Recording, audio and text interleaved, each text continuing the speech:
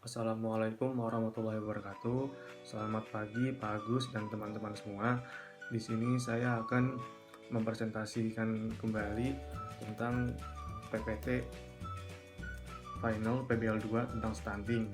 Di sini saya akan mengulas kembali dan menjawab pertanyaan-pertanyaan dari teman-teman yang sudah dikumpulkan di aplikasi Line.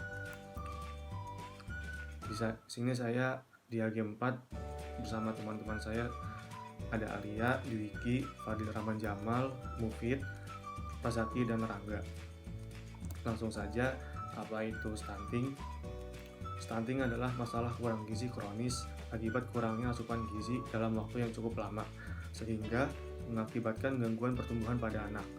Menurut WHO, seorang anak dianggap mengalami stunting jika tinggi badan mereka lebih pendek atau rendah atau kerdil dari standar usianya. Selain itu, stunting disebabkan oleh faktor multidimensi yang tidak hanya disebabkan oleh faktor gizi buruk yang dialami oleh ibu hamil maupun anak balita. Selanjutnya, apa aja sih ciri-ciri anak stunting? Tidak semua anak yang berperawakan lebih pendek mengalami stunting. Stunting merupakan keadaan tubuh yang sangat pendek dilihat dari standar baku pengukuran tinggi badan menurut usia berdasarkan standar WHO. Menurut Kemenkes Republik Indonesia, balita pendek atau stunting bisa diketahui bila seorang balita sudah diukur panjang atau tinggi badannya, lalu dibandingkan dengan standar, dan hasil pengukurannya ini berada pada kisaran di bawah normal.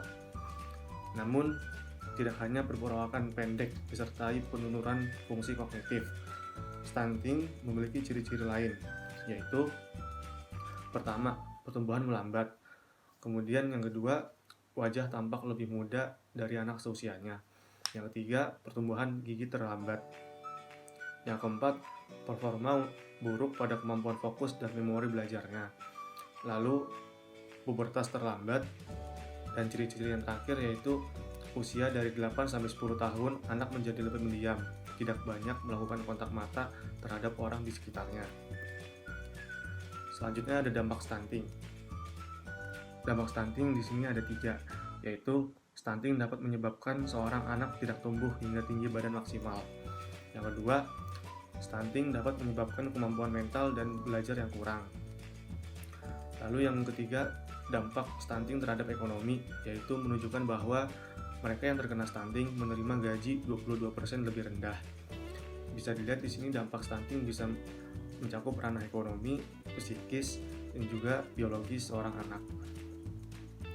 Penyebab terjadinya stunting pada anak yaitu yang pertama, rendahnya berat badan bayi ketika lahir. Bayi dikatakan memiliki berat lahir rendah atau BBLR apabila memiliki berat badan kurang dari 2.500 gram atau 2,5 kg atau di bawah 1,5 kg. Penyebab yang kedua yaitu kurangnya kebersihan lingkungan yang menyebabkan anak terkontaminasi bakteri. Anak yang sering mengalami penyakit berulang seperti diare dan infeksi cacing usus akibat paparan lingkungan kotor juga dapat dikaitkan dengan stunting. Lalu yang ketiga, janin kekurangan asupan makanan bernutrisi di masa kehamilan. Jika ibu hamil kurang mengonsumsi makanan bernutrisi seperti asam folat, protein, kalsium, dan zat besi dan omega 3, maka bisa melahirkan anak dengan kondisi kurang gizi. Lalu penyebab yang keempat adalah melewatkan imunisasi bisa mengalami infeksi berulang pada anak. Manfaat imunisasi adalah untuk menstimulasi sistem imun dalam membentuk antibodi yang dapat mengurangi anak dari resiko infeksi. Lalu yang kelima adalah tidak mendapatkan ASI eksklusif, menyebabkan malnutrisi pada anak. Pemberian ASI eksklusif selama 6 bulan pertama akan memberikan perlindungan terhadap infeksi gastrointestinal dan dapat memenuhi 3/4 kebutuhan protein pada usia bayi 6-12 bulan. Lalu, apa saja cara pencegahan stunting? Cara pencegahannya terbagi menjadi 2, yaitu cara langsung dan cara tidak langsung. Cara langsung diantaranya yaitu memenuhi kebutuhan gizi anak semenjak hamil. Yang kedua, memberi ASI eksklusif sampai bayi berumur 6 bulan. Yang ketiga, dampingi ASI dengan makanan pendamping. Lalu, terus memantau tumbuh kembang anak. Dan cara tidak langsung yaitu membaca dan memahami ilmu kesehatan. Yang kedua, menjaga kebersihan air dan sanitasi. Lalu dan selanjutnya yaitu menjaga kebersihan lingkungan. Berikut adalah persebaran penanganan stunting di Indonesia. Bisa dilihat di gambar berikut, penanganan stunting di Indonesia sudah tersebar di setiap pulau dan setiap kota. Di daftar tersebut sudah ada kota-kota atau kabupaten yang sudah menjadi prioritas dalam penanganan stunting di Indonesia. Berikut adalah pertanyaan-pertanyaan yang sudah terkumpul di Notes Line, aplikasi Line, dan sudah dikelompokkan juga menjadi 5 kelompok pertanyaan. Pertanyaan pertama bisa dikelompokkan menjadi apa saja penanganan stunting oleh pemerintah. Dan yang kedua, dampak stunting terhadap ekonomi. Yang ketiga, dampak stunting terhadap psikis anak. Yang keempat, hubungan stunting dengan gen. Lalu yang kelima, prevalensi stunting di Indonesia. Selanjutnya saya akan menjawab pertanyaan pertama. Di sini saya menyatukan pertanyaan yang serupa dan bisa dijawab dalam slide berikut. Apa saja upaya pemerintah mengatasi stunting? Pemerintah Indonesia telah banyak mengeluarkan paket kebijakan dan regulasi terkait intervensi stunting. Di samping itu, kementerian atau lembaga juga sebenarnya telah memiliki program baik terkait intervensi gizi spesifik maupun intervensi gizi sensitif yang potensial untuk menurunkan stunting. Intervensi program gizi spesifik dilakukan oleh Kementerian Kesehatan melalui Pusat Kesehatan Masyarakat atau Puskesmas dan pos pelayanan terpadu atau posyandu melalui gerakan 1000 hari pertama kehidupan atau HPK. Lalu berikut adalah upaya pemerintah mengatasi stunting dalam intervensinya di gizi spesifik. Ada banyak program atau upaya pemerintah, diantaranya adalah yang pertama, menyediakan dan memastikan akses terhadap air bersih. Yang kedua, menyediakan dan memastikan akses terhadap sanitasi. Lalu melakukan fortifikasi bahan pangan, menyediakan akses kepada layanan kesehatan dan keluarga berencana atau KB, menyediakan jaminan kesehatan nasional, menyediakan jaminan persalinan universal, memberikan pendidikan pengasuhan pada orang tua, memberikan pendidikan anak usia dini universal, memberikan pendidikan gizi masyarakat, memberikan edukasi kesehatan seksual dan reproduksi serta gizi pada remaja. Lalu menyediakan bantuan dan jaminan sosial bagi keluarga miskin. Lalu meningkatkan ketahanan pangan dan gizi. Lalu berikut adalah upaya pemerintah mengatasi stunting dalam intervensinya gizi sensitif. Yang pertama ada menyediakan dan memastikan akses pada air bersih melalui program PAMSINAS, penyediaan air bersih dan sanitasi berbasis masyarakat. Yang kedua, menyediakan dan memastikan akses pada sanitasi melalui kegiatan sanitasi total berbasis masyarakat. Lalu melakukan fortifikasi bahan pangan seperti garam, terigu, dan minyak goreng. Menyediakan akses kepada layanan kesehatan dan keluarga berencana atau KB. Menyediakan jaminan kesehatan nasional. Menyediakan jam persal. Memberikan pendidikan pengasuhan pada orang tua. Memberikan pendidikan pada usia dini. Memberikan pendidikan gizi masyarakat, memberikan edukasi kesehatan seksual dan reproduksi, serta gizi pada remaja, menyediakan bantuan dan jaminan sosial bagi keluarga miskin, misalnya melalui program subsidi beras, masyarakat berpenghasilan rendah atau raskin, dan program keluarga harapan. Lalu yang terakhir ada meningkatkan ketahanan pangan dan gizi.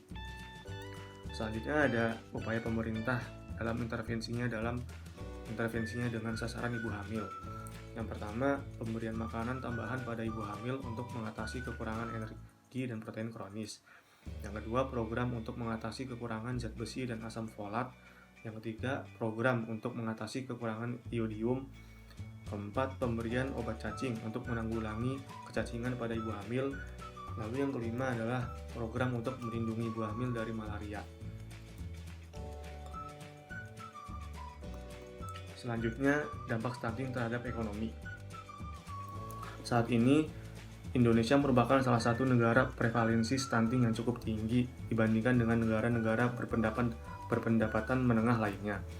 Balita yang mengalami stunting akan memiliki tingkat kecerdasan tidak maksimal, menjadikan anak menjadi lebih rentan terhadap penyakit dan di masa depan dapat beresiko pada menurunnya tingkat produktivitas. Pada akhirnya, secara luas, stunting akan dapat menghambat pertumbuhan ekonomi, meningkatkan kemiskinan, dan memperlebar ketimpangan. Situasi ini jika tidak diatasi dapat memengaruhi kinerja pembangunan Indonesia, baik yang menyangkut pertumbuhan ekonomi, kemiskinan, dan ketimpangan. Selanjutnya, pengalaman dan bukti internasional menunjukkan bahwa stunting dapat menghambat pertumbuhan ekonomi dan menurunkan produktivitas pasar kerja, sehingga mengakibatkan hilangnya 11% GDP, serta mengurangi pendapatan pekerja dewasa hingga 20%. Selain itu, stunting juga dapat berkontribusi pada melebarnya kesenjangan atau inequality, sehingga mengurangi 10% dari total pendapatan seumur hidup dan juga menyebabkan kemiskinan antar generasi. Selanjutnya ada dampak stunting terhadap psikis anak. Stunting juga dapat memberikan efek pada psikologi anak, khususnya dalam kepercayaan diri. Anak yang terkena stunting, kepercayaan diri dan kemampuan beradaptasi harus ditingkatkan. Maka dari itu, mungkin ini jadi alasan kenapa umur 8-12 tahun anak menjadi pemalu. Stunting juga berdampak bagi anak seperti kesulitan belajar, kemampuan kognitif yang lemah, mudah lelah, dan tak lincah dibandingkan dengan anak-anak lain seusianya. Lalu, hubungan stunting dengan genetik. Menurut Dr. Damayanti Rusli Syarif, stunting tidak disebabkan oleh faktor genetik. Menurutnya, stunting bukan karena genetik, tapi lebih ke lingkungan, bisa ke cara hidup, cara makan yang dilakukan orang tua. Jadi, yang diturunkan cara makan, bukan stunting. Jadi di sini sudah jelas kalau hubungan stunting itu tidak ada hubungannya dengan genetik orang tua atau keturunan lainnya. Lalu bagaimana prevalensi atau persentase stunting di Indonesia? Berdasarkan riset kesehatan dasar pada 2013, bisa kita lihat data tersebut. Berdasarkan riset kesehatan dasar pada 2013, proporsi bayi berusia di bawah 5 tahun yang mengalami stunting di Indonesia mencapai 37,2%. Kemudian, berdasarkan pantauan status gizi PSG pada 2016, prevalensi bayi kerdil turun menjadi 27,5%. Namun, kembali naik menjadi 29,6% pada tahun 2017. Angka tersebut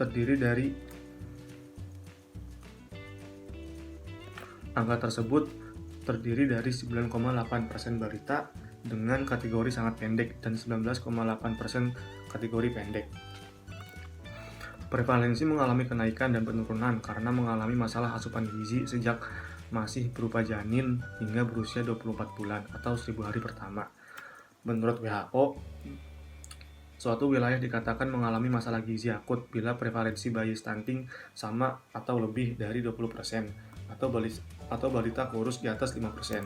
Sementara proporsi bayi pendek di Indonesia saat ini masih di atas 29% dan ditargetkan turun menjadi 28% pada 2019.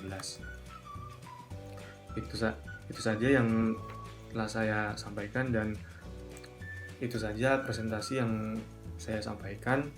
Semoga pertanyaan yang terkumpul sudah terjawab.